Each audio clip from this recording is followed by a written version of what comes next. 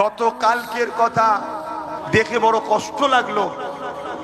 মেদিনীপুরের খানদানে রসুল সৈয়দ আলী আসগার সাহেব, তিনার ওপরে ডাইরেক্ট গুলি করেছে। কোথায় যাচ্ছে সমাজ, কোথায় যাচ্ছে পরিস্থিতি বলো?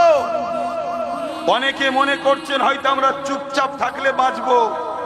বলে যিনার নাম বলছি উনি কখনো কারো বিরোধী পক্ষপাতিত্ব করেছে, তারপরও নিরাপদে আছে? দেখেন সামনাসামনি গুলি করছে। আল্লাহ তেনা সুস্থ দান করেন, দোয়া করি, বলুন আল্লাহুম্মা আমিন। কিন্তু কত দুঃখের বিষয় বলুন তো, এই বাংলাতে রুহু মাওলানা রুহুল কুদ্দুস সাহেব শহীদ হয়ে গেলেন। এই বাংলাতে কত মাওলানার উপর জুলুম হয়েছে, সব আস্তে আস্তে ধামাচাপা পড়ে যাচ্ছে। ভেবে দেখো, আমি তুমি মনে করছি সব ঠিক চলছে, না, কিছুই ঠিক নেই।